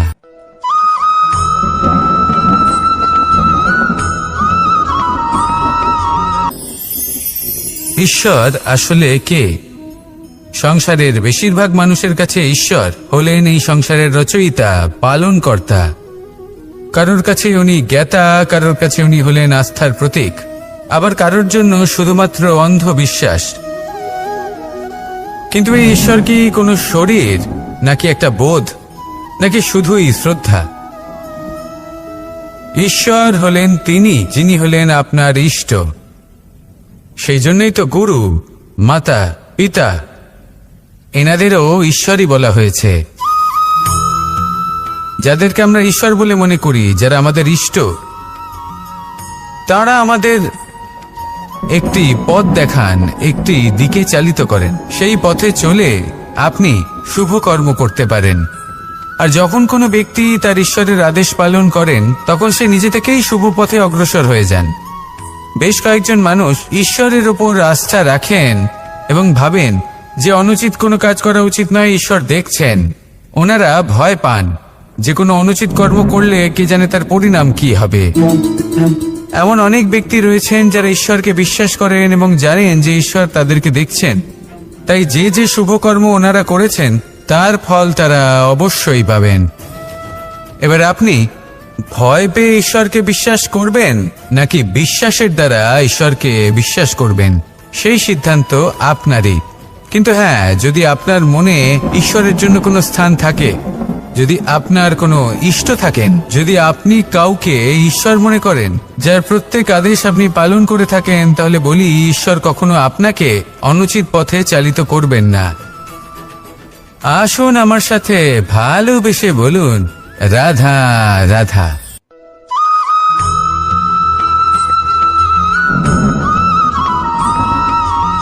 আমি রথে যাত্রা করি। বারবার থেমে আপনাকে দেখতে হবে, নিজেকে কিছু প্রশ্ন করতে হবে।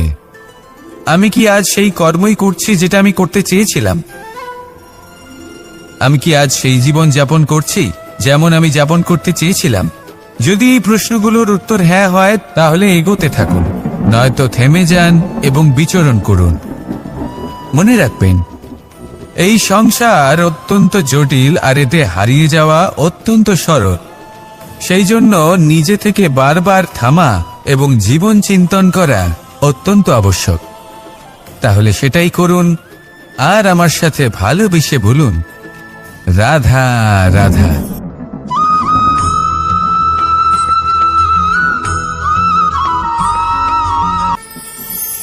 কথায় আছে যে স্বপ্ন এবং লক্ষ্য হলো একটি মুদ্রারই দুটি দিক। যতক্ষণ না স্বপ্ন দেখছেন, ততক্ষণ বুঝবেন কি করে আপনার লক্ষ্য কি? স্বপ্ন দেখে যদি নিজের লক্ষ্য বুঝতে পারেন, সেটা পেতে চান, তবেই সেটা লাভ করতে পারবেন। কিন্তু স্বপ্ন এবং লক্ষ্য, এই দুইয়ের মধ্যে একটা ভারসাম্য রয়েছে যেটা বজায় রাখা প্রয়োজনীয়। একে আমরা বলে থাকি পরিশ্রম। দেখুন, যদি আপনি স্বপ্ন দেখতে চান তাহলে পরিশ্রম ত্যাগ করে নিদ্রা লাভ প্রয়োজন, কিন্তু যদি আপনি লক্ষ্য লাভ করতে চান তাহলে আপনাকে নিদ্রা ত্যাগ করে পরিশ্রম করতে হবে। তাই আলস্য ত্যাগ করুন এবং সিদ্ধান্ত নিন যে আপনি কি চান। আপনার জীবনের এই তুলাদণ্ডে স্বপ্নের পাল্লা ভারী হওয়া প্রয়োজন নাকি লক্ষ্যের? আমার মতে এই দুইয়ের মধ্যে যদি ভারসাম্য বজায় রাখেন তবে পথ নিজে থেকেই সামনে আসবে। শুধু সেই পথে অগ্রসর হতে থাকুন এবং আমার সাথে ভালোবেসে বলুন, রাধা রাধা।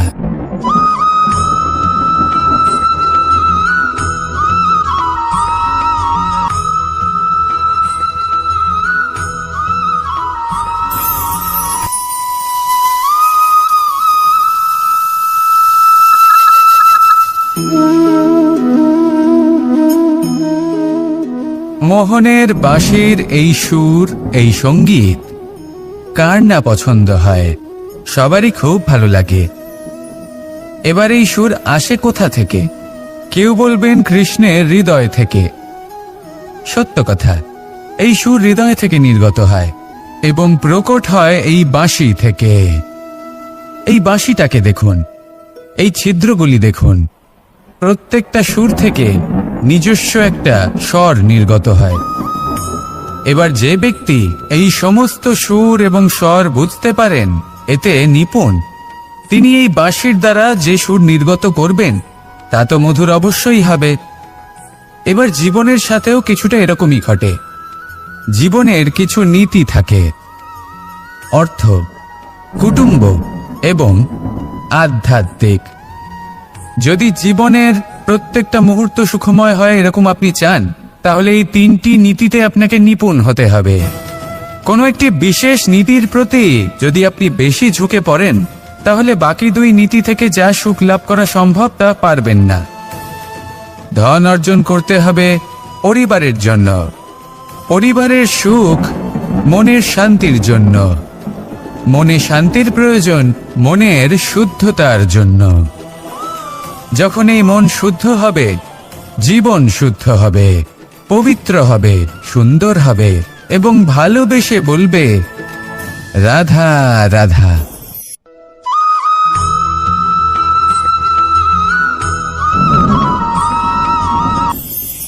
আপনারা সবাই একটা গাছের পাতাকে দেখুন।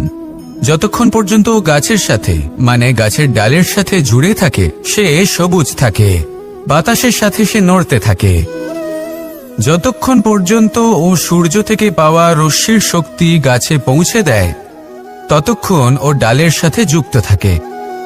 কিন্তু যখন সেই পাতা শুকিয়ে যায় তখন তার কোনো গুরুত্ব থাকে না। সেই পাতা গাছের ডালে এবং বৃক্ষের কাছে বোঝা হয়ে থেকে যায়।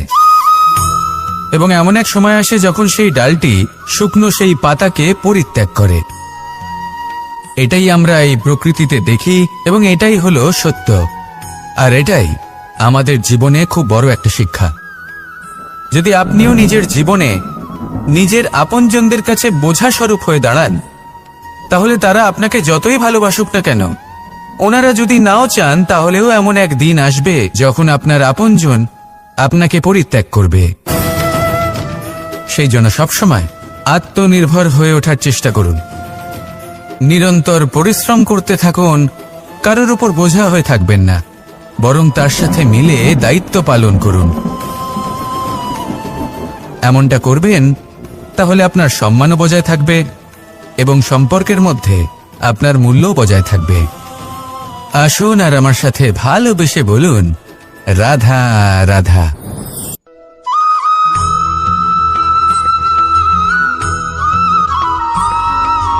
এই শুকনো পাতাটিকে দেখুন, নিষ্প্রাণ হয়ে পড়েছে। কোনো একটা সময় এই পাতাটি একটা গাছের ডালে ছিল। সেই গাছ ওর লালন পালন করত। যখন যখন বাতাস বইত, এই পাতায় কম্পন দেখা দিত, মনকে প্রফুল্ল করে তুলত। কোনো একদিন এই পাতা গাছের ডাল থেকে ঝরে পড়ে গেল। নিঃসন্দেহে ও নিজের স্বাধীনতা পেল, কিন্তু আস্তে আস্তে শুকিয়ে গেল, নিষ্প্রাণ হয়ে গেল। দেখুন, আমি এই কথা বলছি না যে স্বাধীনতা অনুচিত, কখনোই না। কিন্তু যে কোনো পরিস্থিতিতে স্বাধীন হতে চাওয়া এটা নিশ্চিতরূপে অনুচিত। আমরা যদি আমাদের জীবনে পরিবারের গুরুত্ব ভেবে দেখি, তাহলে এই পরিবারে যতই মতভেদ থাকুক না কেন, যতই মনোমালিন্য থাকুক না কেন, যতই বিবাদ থাকুক না কেন, এই সব মিটিয়ে নেওয়া অত্যন্ত প্রয়োজনীয়। সেই সবকিছু সমাপ্ত করা অত্যন্ত প্রয়োজনীয়।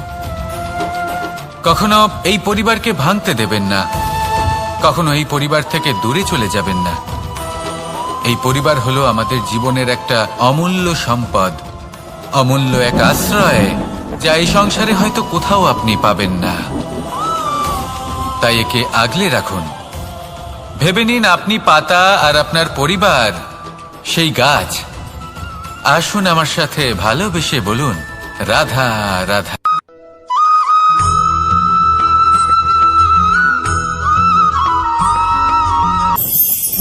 প্রেম আড়াই অক্ষর, মাত্র আড়াই অক্ষরের এই শব্দ প্রেম, এর মধ্যে ত্রিলোকের এবং সমগ্র ব্রহ্মাণ্ডের বীজ নিহিত আছে। এমন কি আছে যা এই প্রেম করতে পারে না? যেখানে শক্তি এবং বিদ্যা প্রয়োগ করে আপনি কিছুই করতে পারবেন না, সেটাও প্রেম দ্বারা অর্জন করা সম্ভব। প্রেম চাইলে পাথরেও ফুল ফোটাতে পারে। প্রেম চাইলে ন্যাড়া পাহাড়ের বুক চিরে নদীপথ তৈরি করতে পারে। চাইলে নিরক্ষর ব্যক্তিকে সংসারের শ্রেষ্ঠ জ্ঞানী করে তুলতে পারে। শুধুমাত্র এই প্রেমের জন্য সবার দুষ্ট কানাই ঘনশ্যাম হয়ে উঠেছিল। শুধুমাত্র এই প্রেমের টানেই ত্রিলোকের স্বামী দ্বারকাধীশ নির্ধন সুদামার পদসেবাও করেছিলেন। এই প্রেম হলো সংসারের সবথেকে বড় শক্তি। এই সংসারের আধার হলো প্রেম। এমন কিচ্ছু নেই যা এই প্রেমের পক্ষে সম্ভব নয়। যেখানে বিদ্যা এবং শক্তি সাহায্য করতে পারে না, সেখানে এই প্রেম আপনাকে জয়ী করে দিতে পারে। তাহলে আসুন আর আমার সাথে ভালোবেসে বলুন, রাধা রাধা।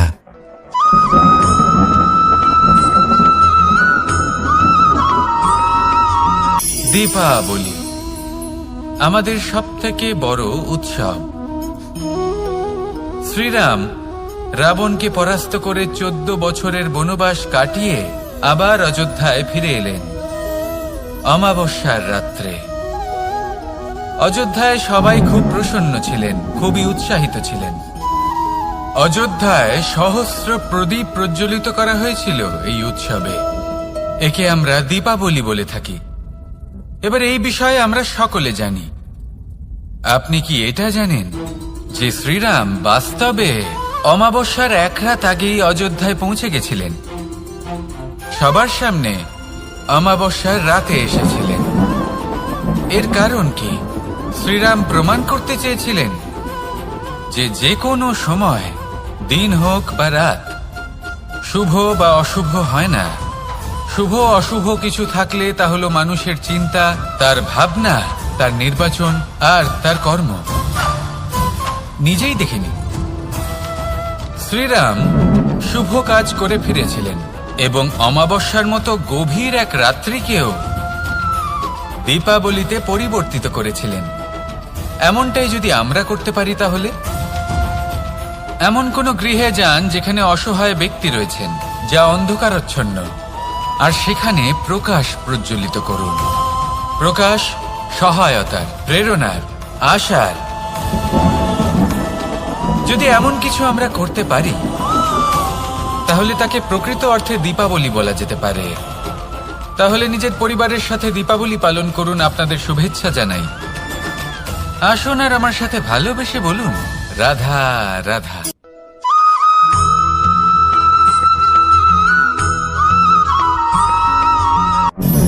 মানুষের এই জীবন, মানুষ জন্ম নেয়, একটা নির্দিষ্ট সময়ের পরে এই সংসার ত্যাগ করে চলেও যায়।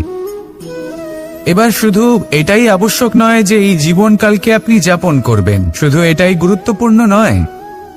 আবশ্যক এবং গুরুত্বপূর্ণ হলো এটা যে এই জীবনকালে আপনি এমন কিছু করেন যাতে এই সংসারের মঙ্গল হয়। যাতে এই সংসার আপনাকে মনে রাখে, আপনার থেকে প্রেরিত হয়, আপনার মতো হতে চায়, প্রত্যেক বছর আপনার জন্মতিথির অপেক্ষা করে, এমনভাবে আপনার জন্মদিন পালন করে যাতে সেটা মহোৎসবের আকার ধারণ করে। এবার এই জন্মদিন এমনি এমনি মহোৎসবে পরিণত হয় না। তখন হয় না যখন কোনো ব্যক্তি রাজার রূপে বা কোনো গোয়ালার রূপে জন্মগ্রহণ করে। তখন পরিণত হয় যখন একজন মানুষ জন্মগ্রহণের পরে এই সংসারকে কোনো শিক্ষা দিয়ে যান। কিভাবে একজন মানুষ গোয়ালা থেকে রাজা হতে পারে, কিভাবে একজন মানুষ অসত্য থেকে সত্যের পথে চলতে শুরু করেন, অধর্ম থেকে ধর্মের পথে চালিত হতে পারেন, কিভাবে অন্ধকার থেকে প্রকাশের দিকে যেতে পারেন, কিভাবে নিজের আত্মাকে পরমাত্মার সাথে মিলিত করতে পারেন। তা সে রামনবমী হোক বা জন্মাষ্টমী হোক, তাদের জীবনের সাথে জড়িত প্রত্যেক মুহূর্ত একটা পরবের আকার ধারণ করে। তাহলে আপনিও এইভাবে নিজের জীবন যাপন করতে থাকুন। এই সংসারে শুধু ভালোবাসা বিতরণ করুন, কিছুটা এমনভাবে বিতরণ করুন যাতে আপনি এই সংসার থেকে চলে যাওয়ার পরেও এই সংসারে আপনি শুধুই ভালোবাসা বিতরণ করতে পারেন। যদি আপনি এরকম করেন, সংসারকে প্রেরণা দেন, তাহলে আপনার জীবনও রাধা কৃষ্ণের প্রেমের মতোই অলৌকিক এবং দৈব হয়ে উঠবে।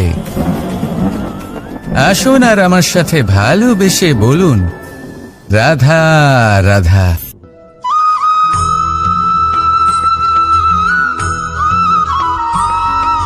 ভোজন। এই সংসারে যেই হোক না কেন, কোনো মানুষ হোক, কোনো প্রাণী হোক, কোনো কীট হোক বা কোনো বনস্পতি হোক, প্রত্যেকের জন্য ভোজন অতি আবশ্যক। কারণ ভোজন থেকেই শক্তি পাওয়া যায়, আর সেই শক্তি দিয়েই সংসারের, আমাদের জীবনের সমস্ত কার্য করা যায়। এবার এমন এক ধরনের শক্তি হয় যা শীতের ঋতুতে সূর্য থেকে আমরা পেয়ে থাকি, আর আরেক ধরনের উত্তাপ হয় যা দিয়ে ভোজন রান্না করা হয়, সুস্বাদু নানান ধরনের ভোজন।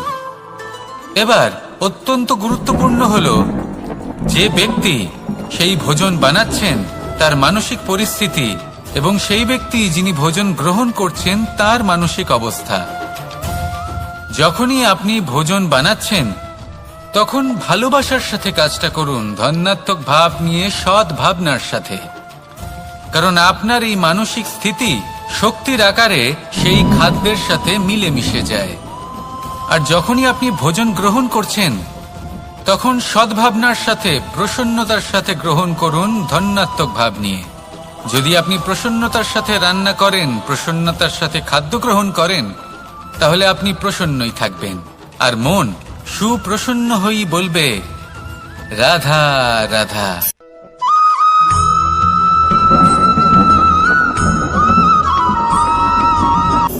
কথায় আছে সংসারে নাকি সকল রোগের ওষুধ আছে। যদি আপনি নিজের শরীরকে ভালোবাসেন তাহলে ব্যায়াম করুন, যদি নিজের নিঃশ্বাস প্রশ্বাসকে ভালোবাসেন তাহলে প্রাণায়াম করুন, যদি আপনি নিজের আত্মাকে ভালোবাসেন তাহলে ধ্যান করুন, কিন্তু যদি আপনি নিজের জীবনকে, পরমাত্মাকে ভালোবাসেন তাহলে সকলকে ভালোবাসতে থাকুন। এই ভালোবাসা অত্যন্ত গুরুত্বপূর্ণ এবং আবশ্যক। ভালোবাসার থেকে ভালো না কোনো ওষুধ আছে, না আছে কোনো আসন। এর থেকে ভালো না কোনো ব্যায়াম আছে, আর না কোনো প্রাণায়াম। এই ভালোবাসা বড় বড় সমস্যারও সমাধান করতে পারে। ভালোবাসা বড় বড় বিপদকে আপনার থেকে দূর করতে পারে। এই ভালোবাসাই আপনাকে জীবনে বাঁচতে শেখায়, কারণ ভালোবাসাই হলো জীবনের আসল সত্য। তাহলে আসুন আর আমার সাথে ভালোবেসে বলুন, রাধা রাধা।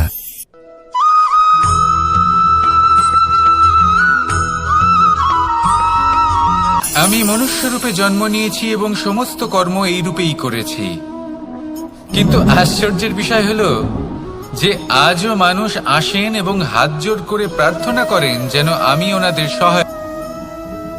ঈশ্বর হলেন তিনি যিনি হলেন আপনার ইষ্ট। সেই জন্যই তো গুরু, মাতা, পিতা এনাদেরও ঈশ্বরই বলা হয়েছে। যাদেরকে আমরা ঈশ্বর বলে মনে করি, যারা আমাদের ইষ্ট, তারা আমাদের একটি পথ দেখান, একটি দিকে চালিত করেন। সেই পথে চলে আপনি শুভ কর্ম করতে পারেন। আর যখন কোনো ব্যক্তি তার ঈশ্বরের আদেশ পালন করেন, তখন সে নিজে থেকেই শুভ পথে অগ্রসর হয়ে যান। বেশ কয়েকজন মানুষ ঈশ্বরের উপর আস্থা রাখেন এবং ভাবেন যে অনুচিত কোনো কাজ করা উচিত নয়, ঈশ্বর দেখছেন। ওনারা ভয় পান যে কোনো অনুচিত কর্ম করলে কে জানে তার পরিণাম কি হবে। এমন অনেক ব্যক্তি রয়েছেন যারা ঈশ্বরকে বিশ্বাস করেন এবং জানেন যে ঈশ্বর তাদেরকে দেখছেন। তাই যে যে শুভ কর্ম ওনারা করেছেন তার ফল তারা অবশ্যই পাবেন। এবার আপনি ভয় পেয়ে ঈশ্বরকে বিশ্বাস করবেন নাকি বিশ্বাসের দ্বারা ঈশ্বরকে বিশ্বাস করবেন, সেই সিদ্ধান্ত আপনারই। কিন্তু হ্যাঁ, যদি আপনার মনে ঈশ্বরের জন্য কোনো স্থান থাকে, যদি আপনার কোনো ইষ্ট থাকেন, যদি আপনি কাউকে ঈশ্বর মনে করেন যার প্রত্যেক আদেশ আপনি পালন করে থাকেন, তাহলে বলি ঈশ্বর কখনো আপনাকে অনুচিত পথে চালিত করবেন না। আসুন আমার সাথে ভালোবেসে বলুন, রাধা রাধা।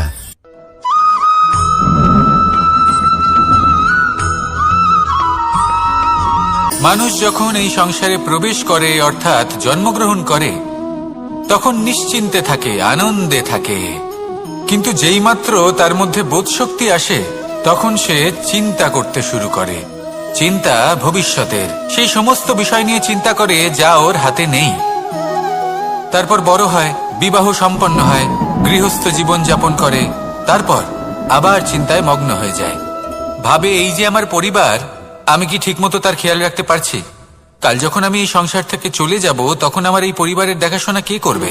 শেষ পর্যন্ত এই পরিবার তো আমারই উত্তরদায়িত্ব। যাক, আপনাকে একটা প্রশ্ন করি।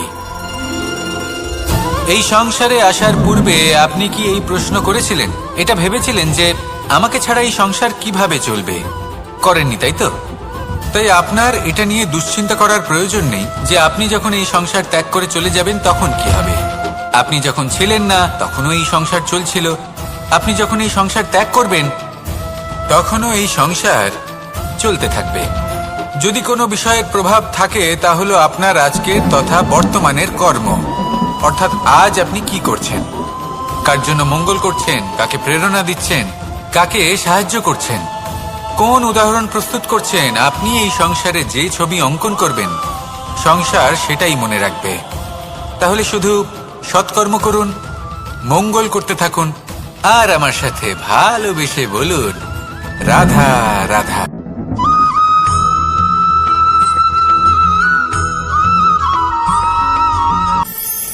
কথায় আছে যে স্বপ্ন এবং লক্ষ্য হলো একটি মুদ্রারই দুটি দিক। যতক্ষণ না স্বপ্ন দেখছেন, ততক্ষণ বুঝবেন কি করে আপনার লক্ষ্য কি? স্বপ্ন দেখে যদি নিজের লক্ষ্য বুঝতে পারেন, সেটা পেতে চান, তবেই সেটা লাভ করতে পারবেন। কিন্তু স্বপ্ন এবং লক্ষ্য, এই দুইয়ের মধ্যে একটা ভারসাম্য রয়েছে যেটা বজায় রাখা প্রয়োজনীয়। একে আমরা বলে থাকি পরিশ্রম। দেখুন, যদি আপনি স্বপ্ন দেখতে চান, তাহলে পরিশ্রম ত্যাগ করে নিদ্রা লাভ প্রয়োজন। কিন্তু যদি আপনি লক্ষ্য লাভ করতে চান, তাহলে আপনাকে নিদ্রা ত্যাগ করে পরিশ্রম করতে হবে। তাই আলস্য ত্যাগ করুন এবং সিদ্ধান্ত নিন যে আপনি কি চান। আপনার জীবনের এই তুলাদণ্ডে স্বপ্নের পাল্লা ভারী হওয়া প্রয়োজন নাকি লক্ষ্যের? আমার মতে এই দুইয়ের মধ্যে যদি ভারসাম্য বজায় রাখেন, তবে পথ নিজে থেকেই সামনে আসবে। শুধু সেই পথে অগ্রসর হতে থাকুন এবং আমার সাথে ভালোবেসে বলুন, রাধা রাধা।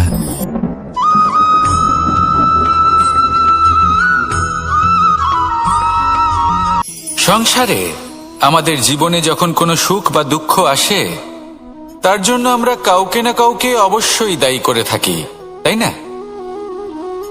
এই ব্যক্তি আমাদের সাথে এরকম কাজ করেছেন, তাই আমার সাথে এমন হলো। ওই ব্যক্তি যদি এমনটা না করতেন, তাহলে আজ আমি ওই স্থানে পৌঁছতে পারতাম। সবই আপনার দৃষ্টিভঙ্গির ওপর নির্ভরশীল। আর যদি আপনার দৃষ্টিভঙ্গি এমন হয়, তাহলে তা অনুচিত। সত্যি কথা বলতে, এই সংসারে ভিন্ন ভিন্ন ধরনের মানুষ আছে। এটা আপনার ওপর নির্ভর করছে কিভাবে তাদের স্বাগত জানাবেন। একবার ভাবুন, আমি আমার দুটো হাত সামনে নিয়ে এলাম, দুটো মুঠো খুলে দিলাম। দুই প্রকারের মানুষ আসবেন, কিছু না কিছু দিয়ে যাবেন। এই মুঠো যদি আমি বন্ধ করে দিই, তাহলে না কেউ আমাকে কিছু দিতে পারবে, না আমার কিছু যাবে আসবে। নিশ্চয়ই বুঝতে পারছেন এই দুই ধরনের ব্যক্তি কারা এবং তারা কি দিয়ে যান। আমি যদি নিজের মুঠো খুলে দিই, তাহলে কিছু ভালো মানুষ আসবেন, আমাকে আনন্দ, সন্তুষ্টি, জ্ঞান প্রদান করে যাবেন, ভালো অভিজ্ঞতা দিয়ে যাবেন। কোনো খারাপ ব্যক্তি যদি আসেন, তাহলে তিনিও খারাপ অভিজ্ঞতা দেবেন, যার থেকে আমি শিক্ষা লাভ করব। এই সব কিছু আমি লাভ করতে পারি। মুঠো যদি বন্ধ করে রাখি, তাহলে আমি কিছুই পাবো না। দেখুন, এই সংসারে প্রত্যেকের জীবনে এইরকম। প্রত্যেকের জীবনে সবকিছুই আছে, ভালো খারাপ দুই মানুষই আছে। ভালো অভিজ্ঞতা আছে, খারাপ অভিজ্ঞতা আছে। নির্ভর করছে আপনার উপর যে আপনি কি করবেন, এনাদের স্বাগত কিভাবে জানাবেন, কার থেকে কি বুঝবেন, কি শিখতে পারবেন, আর কোন দৃষ্টিভঙ্গি নিয়ে অগ্রসর হবেন। এটাই নির্ধারণ করবে যে আপনার জীবন কেমন হবে। আসুন আমার সাথে ভালোবেসে বলুন, রাধা রাধা।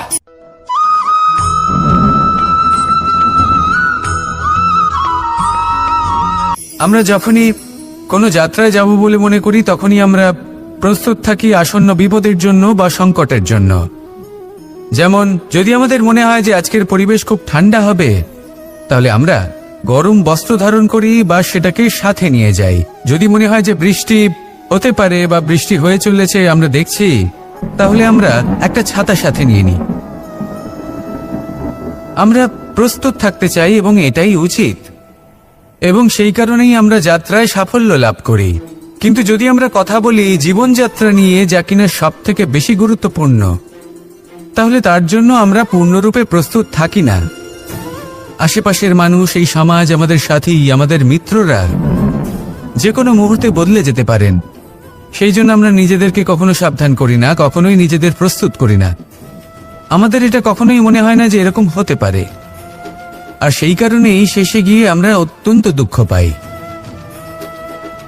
একটা অমূল্য শিক্ষা আছে যেটা আমাদের লাভ করা উচিত, সতর্ক থাকা উচিত। এই জীবনযাত্রার জন্য শুধুমাত্র এই পরিবেশের বিষয়ে তথ্য সংগ্রহ করা বা তাকে অনুমান করা, এটুকু হলেই চলবে না। আমাদের আশেপাশের মানুষজনকে দেখতে হবে, তাদের স্বভাব পরিস্থিতির ওপর নজর রাখতে হবে। যখন তারা রং পাল্টাচ্ছেন, নজর রাখতে হবে, তা অত্যন্ত আবশ্যক। পরিবর্তন আপনার জীবনে অবশ্যম্ভাবী, সঠিকভাবে তার সম্মুখীন হন। আসুন আমার সাথে ভালোবেসে বলুন, রাধা রাধা।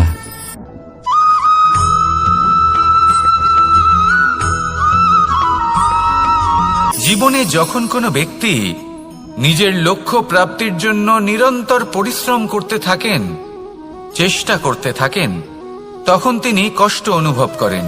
কখনো শারীরিক কষ্ট, কখনো মানসিক কষ্ট। এবার উনি এটা ভাবতে থাকেন যে আমি কি উচিত করছি নাকি অনুচিত করছি। কারণ অন্যদিকে এমন একজন ব্যক্তিও আছেন যিনি একদমই পরিশ্রম, চেষ্টা করছেন না।